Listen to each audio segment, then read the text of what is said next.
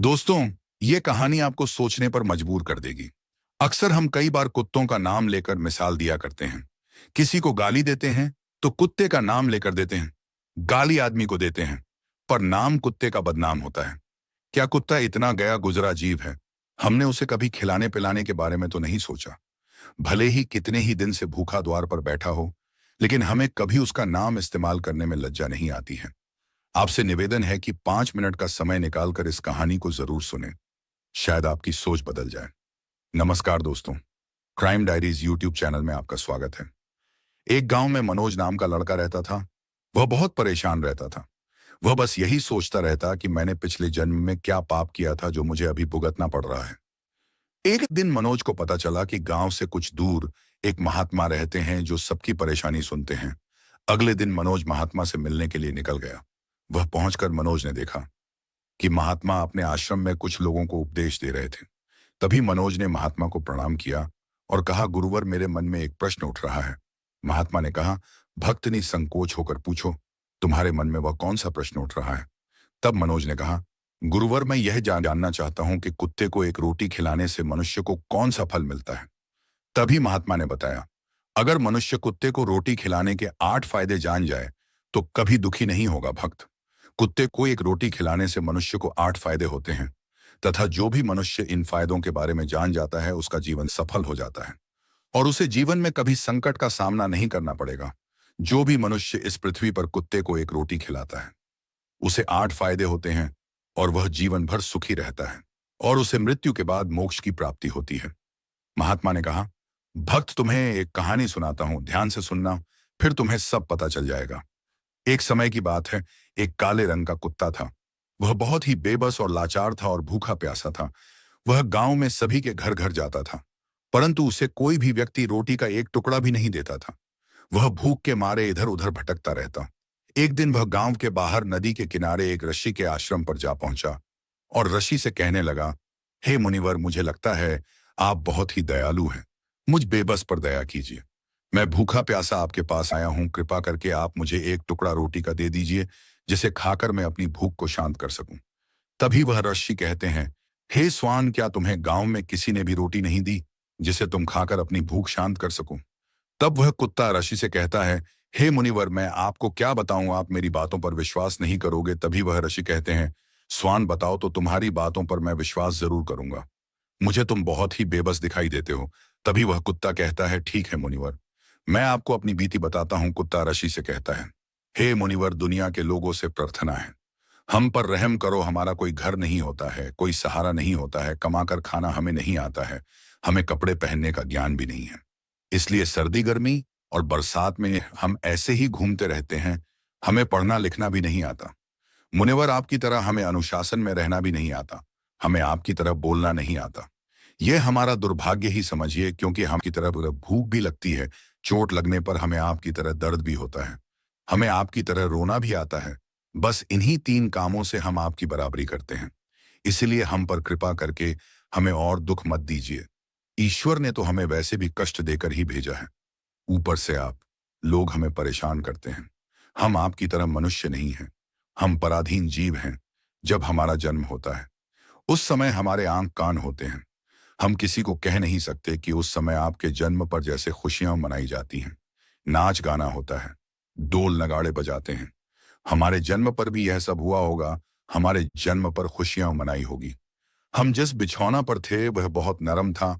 हमें बिल्कुल भी सर्दी नहीं लगती थी। मैं मन ही मन सोच रहा था कि किसी आमिर घर में पैदा हुआ हूं। लेकिन जब हमारी आंख खुलती है तो मैंने देखा कि हमारी माँ, जिसे आप लोग कुतिया बोलते हो, वह अपने 4 बच्चों को अपने सीने से चिपका कर एक पत्थर के ढेर के पास पड़ी थी।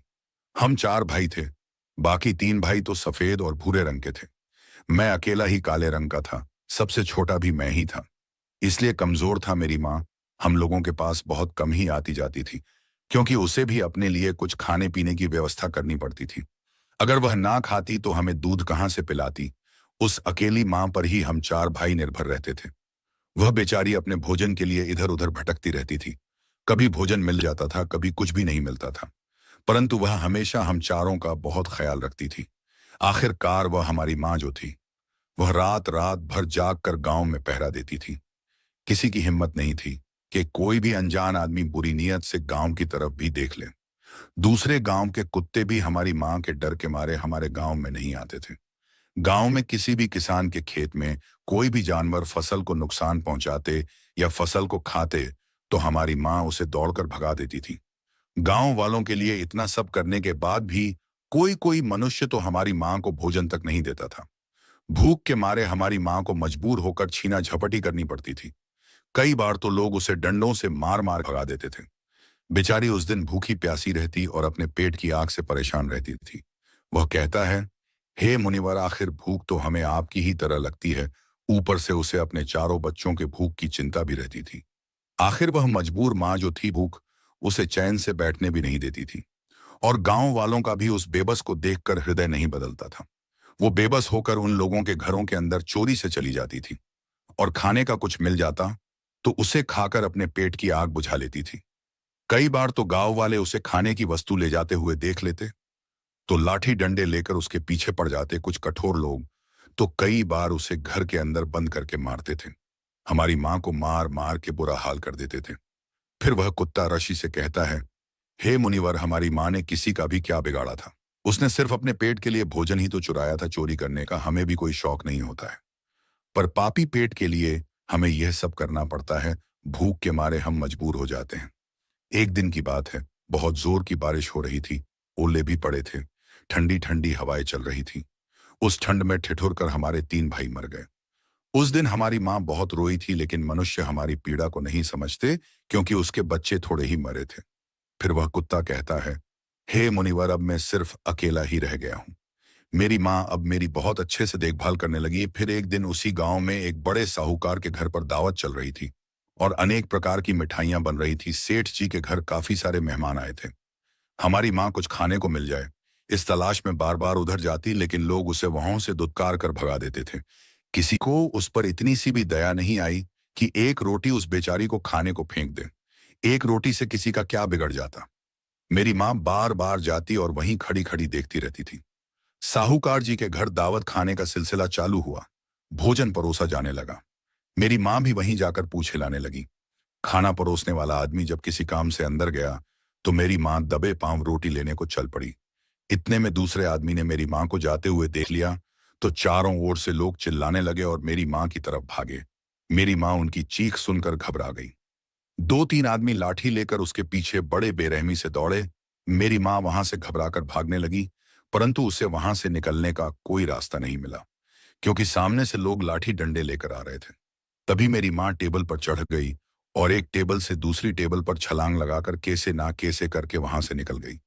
आगे वह कुत्ता कहता है, हे मुनिवर, मेरी मां अपने निकलने पर इतनी हैरान नहीं थी जितनी कि उन लोगों को देखकर हुई थी जो वहां पर दावत खा रहे थे। वह सब उठकर खड़े हो गए। उन्होंने भोजन करना छोड़ दिया और कहने लगे कि कुतिया के लांग जाने के कारण भोजन भ्रष्ट हो गया है। सब एक दूसरे से विचार विमर्श कर रहे थे कि अब क्या किया जाए। खाना तो सब खराब हो गया है। फिर साहूकार जी ने लोगों को समझाने की बहुत कोशिश की, लेकिन कोई समझते को तैयार ही नहीं था। कुछ लोगों का कहना था कि शहरों में तो लोग कुत्ते को पालकर घर के अंदर सुलाते भी हैं और खिलाते भी हैं, तो इसमें कोई बुरी बात नहीं है। अगर कुतिया लांग कर गई है तो भोजन खराब नहीं हुआ है।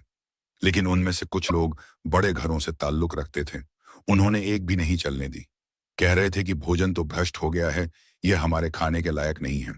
आखिरकार उन्हीं की बात मानी गई। अब तो वह सारा भोजन गरीबों में बांट दिया गया। उस दिन तो मेरी मां को खूब पेट भर के खाना मिला था। ऐसा सुख उसने जीवन में कभी नहीं पाया था, लेकिन वह सुख उसके लिए बड़ी मुसीबत बन गया। वह भोजन करके वहां आराम से सो रही थी।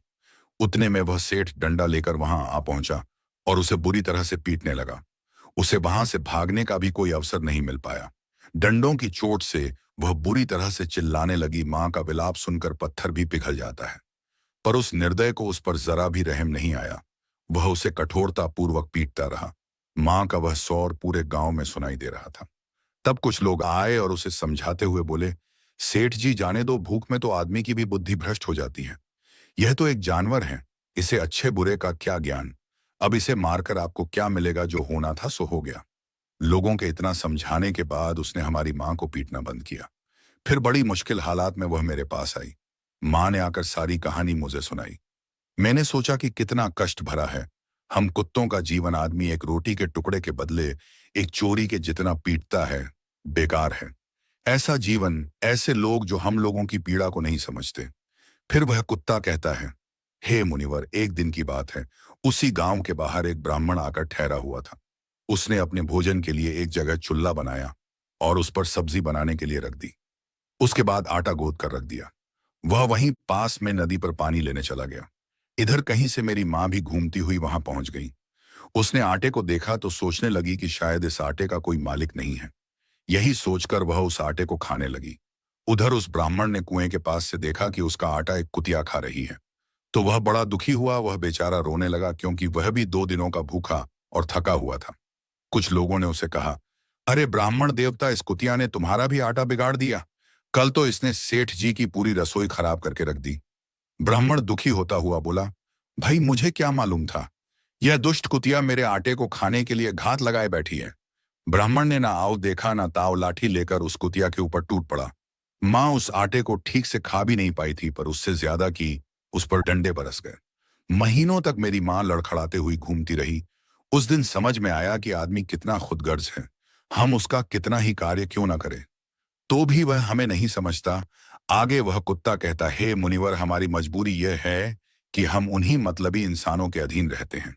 जो हमें कष्ट देता है, जो हमें मारता है, हम उसके कितने काम आते हैं यह नहीं पता। उनके घर की रखवाली तो करते ही हैं, साथ ही साथ और भी बहुत सारे लाभ हैं जिन्हें मनुष्य नहीं जानता। महात्मा ने कहा, यदि मनुष्य कुत्ते को रोटी खिलाने के फायदे जान ले तो अपने जीवन में होने वाले नुकसान और हानि से बच सकता है। आज मैं आपको बताऊंगा कुत्ते को रोटी खिलाने के 8 फायदे। मनुष्य को पता नहीं है कि जब भी घर में रोटी बनाई जाती है तो सबसे पहली रोटी गौ माता की होती है और पिछली रोटी कुत्ते की होती है।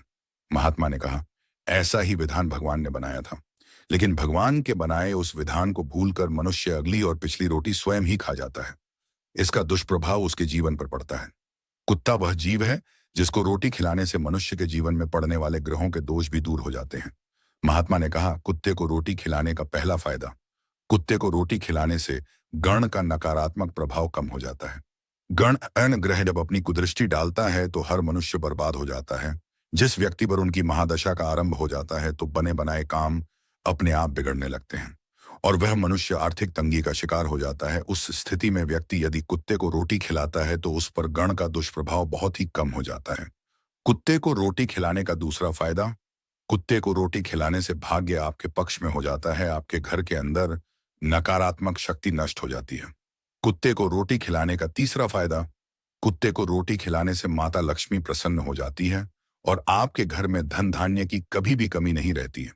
कुत्ते को रोटी खिलाने का चौथा फायदा, कुत्ते को रोटी खिलाने से आपके ऊपर कर्ज नहीं चढ़ता और जो पहले से आप कर्जदार हैं उससे भी मुक्ति मिल जाती है।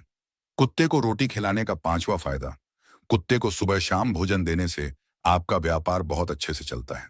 कुत्ते को रोटी खिलाने का छठा फायदा, कुत्ते को रोटी देने से आपकी आयु में वृद्धि होती है और अटका हुआ धन वापस मिल जाता है। कुत्ते को रोटी खिलाने का सातवां फायदा, कुत्ते को रोटी देने से हमेशा आपका स्वास्थ्य अच्छा बना रहता है और मानसिक रूप से आप मजबूत रहते हैं।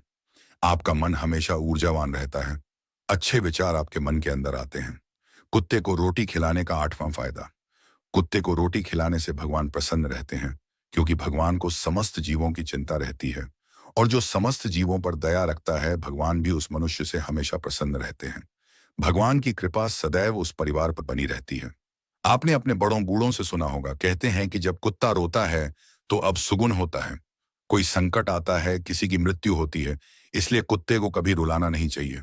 इस प्रकार से महात्मा ने सुरेश को कुत्ते को रोटी खिलाने के 8 फायदे बताए और जो भी मनुष्य कुत्ते को रोटी खिलाता है तो उसे इन 8 फायदों का फल प्राप्त होता है। तो दोस्तों, कैसी लगी आपको यह कहानी, आप हमें कमेंट सेक्शन में जरूर बताना और अच्छी लगी हो तो इस चैनल को सब्सक्राइब जरूर कर लेना।